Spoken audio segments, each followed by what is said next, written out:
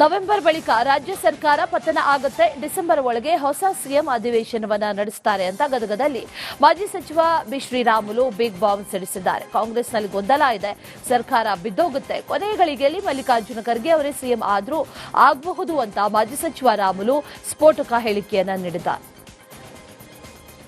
ಬದಲಾವಣೆಗಳನ್ನೋದಕ್ಕಿಂತ ಸರ್ಕಾರ ಬಿದ್ದೋಗ್ಬೋದು ಅನಿಸುತ್ತೆ. ಯಾಕಂದರೆ ನಮಗೆ ಈ ನವಂಬರ್ ಆದ ನಂತರ ನಾನು ಹೇಳ್ತೀನಿ, ನಮ್ಮ ಬೆಳಗಾವಿ ಅಧಿವೇಶನ ಒಳಗಡೆನೆ ಬೆಳಗಾಮದಲ್ಲಿ ಅಧಿವೇಶನ ನವಂಬರ್ದಲ್ಲೇ ಡಿಸೆಂಬರ್ದಲ್ಲಿ ನಡೀತದೆ.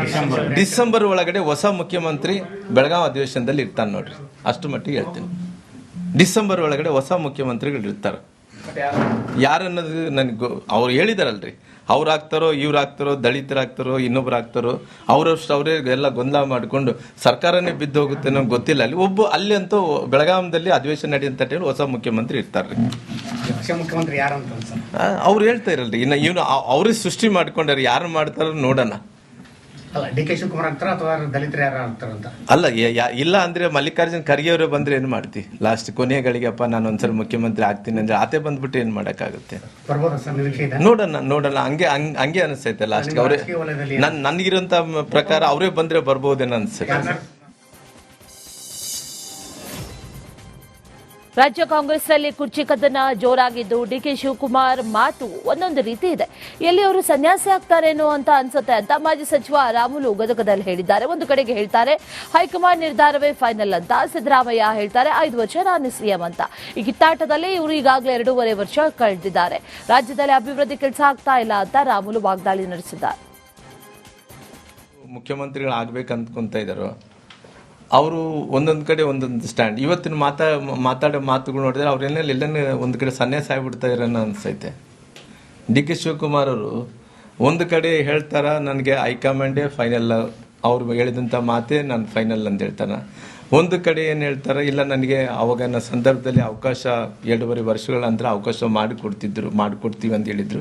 ಇವಾಗ ನನಗೆ ಅದನ್ನು ಕ್ಲೇಮ್ ಮಾಡ್ಕೊಳ್ಳೋ ಸಲುವಾಗಿ ಅವಕಾಶ ಸಿಕ್ಕಿದೆ ಅಂತೇಳಿ ಒಂದು ಕಡೆ ಹೇಳ್ತಾರೆ. ಅವ್ರದ್ದಾದಂಥ ಶಾಸಕರ ಕಡೆ ಅವರೇ ಹೇಳಿಸ್ತಾರ, ಇಲ್ಲ ನಮ್ಮ ಡಿ ಕೆ ಶಿವಕುಮಾರ್ ಅವರು ಮುಖ್ಯಮಂತ್ರಿ ಆಗಬೇಕು ಅಂತ ಹೇಳ್ತಾರೆ. ಇವ್ರು ಹೇಳ್ತಾರೆ 5 ವರ್ಷಗಳ ಕಾಲ ನಾನೇ ಮುಖ್ಯಮಂತ್ರಿ ಅಂತಾರೆ. ಇದರಲ್ಲೇ ಸಮಯ ಕಳೆದುಬಿಟ್ರಲ್ರಿ. ಇವಾಗ 2.5 ವರ್ಷ ಮುಗಿದೋಯ್ತು, ಇನ್ನೂ 1.5 ವರ್ಷ ಆದ್ರಿಗೆ ನೀವು ಏನು ಎಲೆಕ್ಷನ್ ಮೂಡ್ಗೆ ಹೋಗ್ಬಿಡ್ತಾರೆ, ಏನು ಕೆಲಸಗಳು ನಡೆಯಲ್ಲ. ಇವರಿಬ್ಬರ ಮಧ್ಯೆ ಮುಖ್ಯಮಂತ್ರಿಗಳು ಯಾರು ಆಗ್ಬೇಕನ್ನೋದು 5 ವರ್ಷ ಕಳೆದ್ಬಿಟ್ರಲ್ಲ. ಎಲ್ಲೇ ಒಂದು ಕಡೆ ಡೆವಲಪ್ಮೆಂಟ್. ರಾಜ್ಯದಲ್ಲಿ ಸಿಎಂ ಕುರ್ಚಿ ಖಾಲಿ ಇಲ್ಲ. ಸಿಎಂ ಕುರ್ಚಿ ಸಂಬಂಧ ಯಾವ ಒಪ್ಪಂದವೂ ಆಗಿಲ್ಲ. 2028ರವರೆಗೂ ಸಿದ್ದರಾಮಯ್ಯನವರೇ ಮುಖ್ಯಮಂತ್ರಿ ಆಗಿರ್ತಾರೆ ಅಂತ ಸಚಿವ ಜಮೀರ್ ಅಹ್ಮದ್ ಹೇಳಿದ್ದಾರೆ. ಹಾವೇರಿ ಜಿಲ್ಲೆಯ ಬ್ಯಾಡಗಿ ತಾಲೂಕಿನಲ್ಲಿ ಮಾತಾಡಿದ್ದಾರೆ. ನಮ್ಮದು ಹೈಕಮಾಂಡ್ ಪಕ್ಷ, ವರಿಷ್ಠರು ಹಾಕಿದಂತ ಗಿರಿಯನ್ನ ನಾವು ದಾಟೋದಿಲ್ಲ ಅಂತ ತಿಳಿಸಿದ್ದಾರೆ. 2028ವರೆಗೂ ಮುಖ್ಯಮಂತ್ರಿ ಕುರ್ಚಿ ಖಾಲಿ ಇಲ್ಲ. ಖಾಲಿ ಇದ್ರೆ ಮಾತ್ರ ಚರ್ಚೆ ಮಾಡಬೇಕಿಲ್ಲ. ಮುಖ್ಯಮಂತ್ರಿ ಕುರ್ಚಿ ಖಾಲಿ ಇಲ್ಲ. ಈ 28ವರೆಗೂ ಸಿದ್ದರಾಮಯ್ಯ ಅವರು ಮುಖ್ಯಮಂತ್ರಿ ಆಗಿ ಇರ್ತಾರೆ. ಯಾವ ಒಪ್ಪಂದನೂ ಆಗಲಿಲ್ಲ. ಸಿದ್ದರಾಮಯ್ಯ ಅವರು ಈ 2028ವರೆಗೂ ಅವರೇ ಮುಖ್ಯಮಂತ್ರಿ ಆಗಿ ಮುಂದುವರಿತಾರೆ. ನಮ್ಮ ಪಕ್ಷ ಹೈಕಮಾಂಡ್ ಪಕ್ಷ, ನಿರ್ಧಾರ ಮಾಡಬೇಕಾಗಿದ್ದು ಯಾರು? ಹೈಕಮಾಂಡ್. ನಾವೆಲ್ಲ ಪಕ್ಷನ ಶಿಸ್ತಿನ ಸಿಪಾಯಿ. ನಾವು ಹೈಕಮಾಂಡ್ ಗೆರೆ ಹಾಕಿದ್ರೆ ನಾವು ಗೆರೆ ದಾಟಲ್ಲ. ಹೈಕಮಾಂಡ್ ಏನಾದರೂ ಡಿಸಿಎಂ ಸ್ಥಾನ ಕೊಟ್ಟರೆ ನಾನು ನಿಭಾಯಿಸ್ತೇನೆ ಅಂತ ಸಚಿವ ಜಮೀರ್ ಅಹ್ಮದ್ ಹಾವೇರಿ ಜಿಲ್ಲೆಯ ಬ್ಯಾಡಗಿ ತಾಲೂಕಿನಲ್ಲಿ ಹೇಳಿದ್ದಾರೆ. ಹೈಕಮಾಂಡ್ ನನಗೆ ಯಾವುದೇ ಜವಾಬ್ದಾರಿ ಕೊಟ್ಟರು ನಿಭಾಯಿಸೋದಕ್ಕೆ ನಾನು ಸಿದ್ಧ. 2.5 ವರ್ಷ ಮಂತ್ರಿಯಾಗಿದ್ದೇನೆ. ಮಂತ್ರಿ ಸ್ಥಾನ ಬಿಟ್ಟು ಪಕ್ಷದ ಕೆಲಸ ಮಾಡುವಂತಂದ್ರೆ ನಾನು ರೆಡಿ ಇದ್ದೇನೆ. ಹೈಕಮಾಂಡ್ ತೀರ್ಮಾನವೇ ಅಂತಿಮ ಅಂತ ತಿಳಿಸಿದ್ದಾರೆ. ಮಾಡ್ತಾ ಇದ್ದಾರೆ, ಆಸೆನೂ ಇಟ್ಕೊಂಡಿದ್ದಾರೆ, ಸಹಜ ಅದು. ಅಂದ್ರೆ ಮಾಡೋರು ಯಾರು? ಮತ್ತೆ ಹೈಕಮಾಂಡ್ ಕೊಟ್ಟರೆ ನಿಭಾಯಿಸೋಷ್ಟು ಇದು ಇದೆ ಅಂತ. ಹೈಕಮಾಂಡ್ ಏನು ಕೊಟ್ಟರು ನಾವು ನಿಭಾಯಿಸಿ ಕೇಳಿಲ್ಲ. ಅದ್ರ ಜೊತೆಯಲ್ಲಿ ನಾನು ಇನ್ನೊಂದು ಮಾತಾ, ನಾನು ಹುಬ್ಳಿಯಲ್ಲಿ ಈಗ ನನ್ನ ಪಕ್ಷನ ಶಿಸ್ತಿನ ಸಿಪಾಯಿ. ನನಗೆ 2.5 ವರ್ಷ ಮಂತ್ರಿಯಾಗಿ ಅವಕಾಶ ಮಾಡಿಕೊಟ್ಟಿದ್ರು. ಇಲ್ಲಪ್ಪ ನೀನು ಪಕ್ಷದ ಕೆಲಸ ಮಾಡೋರು ಅದಕ್ಕೂ ಸಿದ್ಧ. ನಾನು ಮಂತ್ರಿ ಸ್ಥಾನ ಬಿಟ್ಟು ಪಕ್ಷಕ್ಕೆ ಕೆಲಸ ಮಾಡೋ ಅದಕ್ಕೂ ಸಿದ್ಧ. ನಾನು ಒತ್ತಾಯ ಮಾಡ್ತಾ ಇದ್ದಾರೆ, ಆಸೆನೂ. ಕಬ್ಬಿನ ಬೆಲೆ ನಿಗದಿಗಾಗಿ ಬೆಳಗಾವಿಯಲ್ಲಿ ರೈತರ ಹೋರಾಟದ ಬೆನ್ನಲ್ಲೇ ಸಕ್ಕರೆ ಸಚಿವ ಶಿವಾನಂದ ಪಾಟೀಲ್ ಪ್ರತಿಕ್ರಿಯಿಸಿದ್ದಾರೆ. ಹಾವೇರಿ ಜಿಲ್ಲೆಯ ಬ್ಯಾಡಗಿ ಬಳಿ ಮಾತಾಡಿದ್ದಾರೆ. ಎಫ್ಆರ್ಪಿ ನಿಗದಿ ಮಾಡೋದು ಕೇಂದ್ರ ಸರ್ಕಾರ, ಆದರೂ ಕೂಡ ಯಾವ ಕಾರ್ಖಾನೆಯಲ್ಲಿ ರಿಕವರಿ ಹೆಚ್ಚಿದೆ ಅಲ್ಲಿ ರೈತರಿಗೆ ಹೆಚ್ಚಿಗೆ ಕೊಡಿಸೋದಕ್ಕೆ ಪ್ರಯತ್ನ ಮಾಡಿದ್ದೇವೆ. 3,200 ರೂಪಾಯಿ ದರ ಕೊಡೋದಕ್ಕೆ ಒಪ್ಕೊಂಡಿದ್ದಾರೆ. ಕೃಷ್ಣಾ ನದಿಯ ಪಾತ್ರದ ರೈತರ ಕಬ್ಬಿನ ರಿಕವರಿ ಹೆಚ್ಚು ಇದೆ. ಅಲ್ಲಿನ ಕಾರ್ಖಾನೆಯ ಮಾಲೀಕರ ಜೊತೆಗೆ ಮಾತಾಡಿ ರೈತರಿಗೆ ಹೆಚ್ಚಿನ ದರವನ್ನು ಕೊಡಿಸುವಂತ ಪ್ರಯತ್ನವನ್ನ ಮಾಡಲಾಗುತ್ತೆ ಅಂತ ತಿಳಿಸಿದ್ದಾರೆ. ಜಿಲ್ಲಾಧಿಕಾರಿಗಳು ಹೋಗಿದ್ದಾರೆ, ಅವ್ರ ಜೊತೆ ಮಾತನಾಡಿದ್ದಾರೆ. ಅದು ಒಂದು ಹಂತಕ್ಕೆ ನಿರ್ಣಾಯಕ ಹಂತಕ್ಕೆ ಬಂದಿದೆ. ಅದು FRP ನಿಗದಿ ಮಾಡ್ತಕ್ಕಂಥವ್ರು ಕೇಂದ್ರ ಸರ್ಕಾರ, ಅದು ನಮ್ಮಲ್ಲಿ ಅಧಿಕಾರ ಇಲ್ಲ.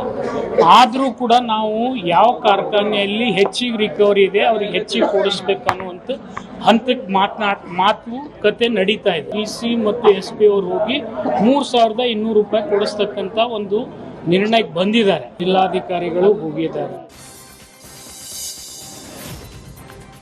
2018 ಮತ್ತು 19ನೇ ಸಾಲಿನ ರಾಜ್ಯ ಚಲನಚಿತ್ರ ಪ್ರಶಸ್ತಿಗಳನ್ನು ಸಿಎಂ ಸಿದ್ದರಾಮಯ್ಯ ಪ್ರದಾನ ಮಾಡಿ ಪ್ರಶಸ್ತಿ ವಿಜೇತರಿಗೆ ಅಭಿನಂದಿಸಿದ್ದಾರೆ. ಮೈಸೂರಿನ ಘಟಿಕೋತ್ಸವ ಭವನದಲ್ಲಿ ನಡೆದಂತಹ ಕಾರ್ಯಕ್ರಮದಲ್ಲಿ ಚಂದನವನದ ಕಲಾವಿದರು ಕೂಡ ಭಾಗಿಯಾಗಿದ್ದರು. ಇನ್ನು ಸಮಾರಂಭದಲ್ಲಿ ಮಾತನಾಡಿದಂತಹ ಸಿಎಂ, ಈ ಹಿಂದಿನ ಸರ್ಕಾರ ಕೊಡದೇ ಇರೋದಕ್ಕೆ 2018-19ನೇ ಸಾಲಿನ ಪ್ರಶಸ್ತಿಯನ್ನ ನಮ್ಮ ಸರ್ಕಾರ ಬಂದ ಮೇಲೆ ಕೊಡ್ತಾ ಇದ್ದೇವೆ. ಮುಂದೆ ಹೀಗೆ ಆಗಲ್ಲ, ಆಯಾ ವರ್ಷವೇ ಕೊಡ್ತೇವೆ ಅಂತ ತಿಳಿಸಿದ್ದಾರೆ.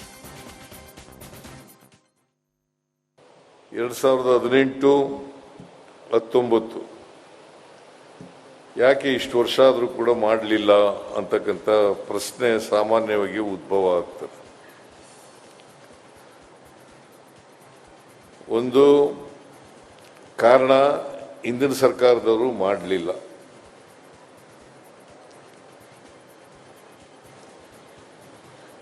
ಜೊತೆಗೆ ನಾವು ಕೂಡ 2.5 ವರ್ಷ ಆಯಿತು ಅಧಿಕಾರಕ್ಕೆ ಬಂದು. ಈ 2 ವರ್ಷಗಳಲ್ಲಿ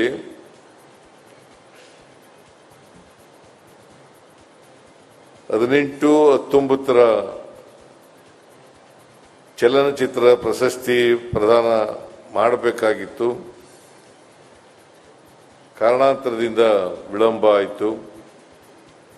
ಅದಕ್ಕೆ ನಾನು ತೀರ್ಮಾನ ಮಾಡಿದ್ದೀನಿ, ವಾರ್ತಾ ಇಲಾಖೆಯವ್ರ ಜೊತೆ ಚರ್ಚೆ ಮಾಡಿದ್ದೀನಿ. 18-19 ಚಲನಚಿತ್ರ ಪ್ರಶಸ್ತಿ ಪ್ರದಾನ ಮಾಡೋಣ.